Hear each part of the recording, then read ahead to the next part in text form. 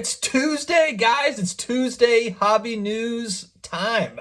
I love this time of the week. It's awesome to be here with you today. And you know what? We are not doing enough 80s video game clips. Hopefully he'll show up. That's no fair. Bo Jackson's too fast. Guys, do we want Cleveland back or don't? Oh, here we go. Bye-bye. See, Peter, he's too fast. You gotta tackle me. It's B. You gotta press B. I'm pressing B. He's too fast. Going over here. Going over here now. Never get tired. Change your guy, Quagmire. Change your guy. I'm trying. Peter's cheating. You're cheating, Peter. I'm not cheating. I'm following the rules. I'm just really good. You're not really good. You just got Bo Jackson. How about another one?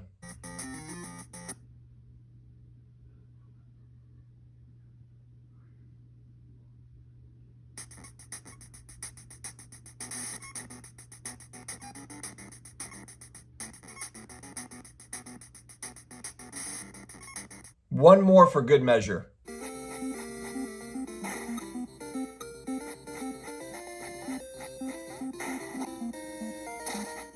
Hello to all my collectibles friends, all my sports card collector and investor friends. It's good to see you guys.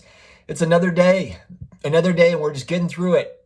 My voice is doing something weird. I had like a bubble or something. I don't know. Anyway, if you are new here, guys, hit that subscribe button, the notification bell. We are approaching 9,000 subscribers. We have our 1-year anniversary for the channel coming up March 23rd.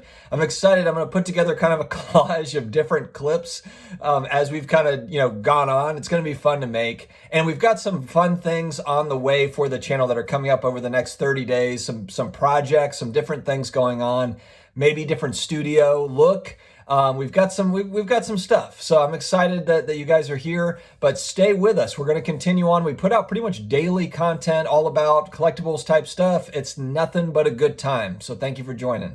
All right, guys, I wanted to talk about, Tom Brady's rookie cards, especially his autos, have been in the news lately. There's one that's still in auction right now. It's over $2 million. It's a Contenders auto. I think it's a BGS 10 or something. Maybe it's a Pristine, or I'm not sure, but it's a monster card that is still in auction mode. And I saw something pop up on PFT, Pro Football Talk, by NBC Sports, which is run by Mike Florio. You've probably seen him. He's on YouTube, but he's also just on the broadcast sometimes when the analysts are talking about games. And I remember Mike Florio starting PFT. I mean, I remember going on the website before there was a mobile app. This was before iPhones were a thing and Androids were a thing. This was literally like early 2000s, maybe 2005, 2006. I was on their website, and he had a blog basically, and he was giving daily NFL type news content. It was really, really good content, 15 years ago, and he's just come so far from there. He's an attorney, or he was an attorney in his past life, and kind of moved into this kind of the passion project that became his main gig. But Florio was talking even about Tom Brady's rookie cards going bananas, and I thought that was cool to kind of see that in that mainstream, because he talks all things football, and he's grown out now to where he talks about all things sports. So I thought that was cool as I was kind of scrolling through PFT and seeing that about Tom Brady. Speaking of Tom Brady, to me, I mean, I'm a huge New Orleans Saints fan. Tom Brady's the GOAT. To me, Drew Brees is like the baby GOAT number 2. He had they were both going for all the passing records. Brees is hanging him up. And, something that I kind of felt at the end of the season, I think a lot of people did.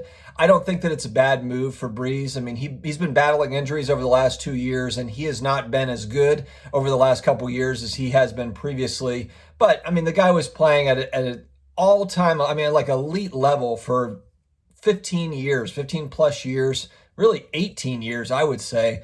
So dominant. So I'm sad to see Brees go, but I'm also, kind of ready for that next step for the New Orleans Saints. We'll see what it's going to be. It's going to probably be a Taysom Hill, Jameis Winston year for us. Just see what happens. We're still keeping a lot of our pieces, so I think that we'll be formidable. I think we'll be competitive. I don't know if we're winning any titles, but I think that we'll be competitive. So I'm excited to see how that goes. And so long to Drew. I will be looking. I have 2 of his rookie cards. One of them is an auto, and I'm probably going to add to that over the next 6 to 12 months, kind of let the dust settle. I haven't looked at his cards. I assume that he might get a little bit of a bump because of the retirement.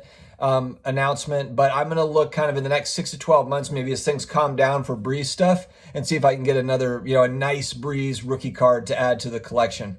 Sports Collectors Daily, a great site for news. They also, I believe, have product links on there as well. I'll put their link in my video description. They had a great article, and this was one from a couple weeks ago that I had missed, and it was about Kobe Bryant, the late Kobe Bryant, giving a young LeBron James a pair of Adidas sneakers that he had worn in a game, and they were basically like 9/11 tribute sneakers.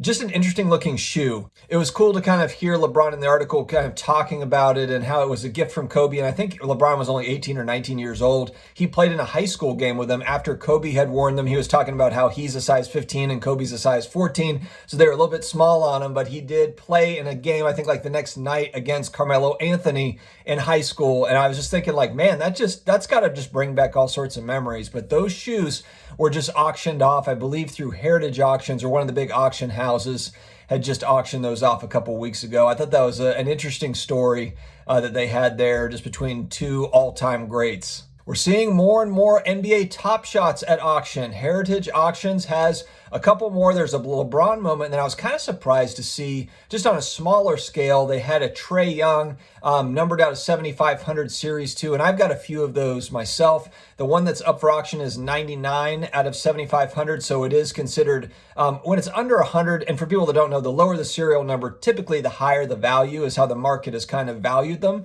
So being that like number 1 being the most valuable, the jersey number is also valuable, and then as you go down, like number 7,500 also being the last one carries value, but everything in between, it varies in price. So number 99 out of 7,500 is up. I'm curious. I'm just going to watch that just to see what happens, because I do have a few of those copies, not as low as 99 serial numbered, but I just think that's interesting that they have kind of more of the lower tier stuff on Heritage. So that'll be interesting to see if that actually continues on. The Dallas Card Show is this week. There's a lot of hobby content all around the Dallas Card Show. It looks like it's been pretty busy from what I've seen, which is interesting. I mean, it looks like people are kind of getting back to normal as far as the conventions go. That's a big one. It seemed to be like there was a lot of people there. I'm so excited for the National. I hope that they can. It seems like it's still happening. I haven't seen any announcements. But we're still a little ways out. It's March, and we're looking at the end of July, August 1st, so we've got a little bit of time, but I'm hoping to see you all there at the National if possible, and hoping that there is a National. I think that would be really, really exciting. I've never been to a National before, so looking forward to seeing some hobby friends and viewership and everybody else. I think it'll be a good time. It seems like all the talk is big money KD cards, which I'll be perfectly honest. I think that, I was talking with a couple of my hobby friends, and I was just thinking, like, I don't think it's a great time to buy KD right now, especially the high-end stuff. I feel like that is really priced, baked in with him winning a championship, another championship this year. Of course, I could be wrong. I know there's a lot of KD fans out there, but it just seems like those cards are going for monstrous prices. The guy is coming off of an Achilles. And look, I'm a risk-adverse guy in general. So for me, like, putting money into LeBron would be, big money into LeBron. Even if LeBron, God forbid, got hurt, he's just got, his legacy is already in place. You could probably say the same thing about KD, but he's not really on the same level as a LeBron James or a Michael Jordan. So dropping, 10 grand, 20 grand, 50 grand in a KD, I'd be pretty nervous unless I was ready to kind of roll in to flip that into something else, which I'm sure a lot of people are doing.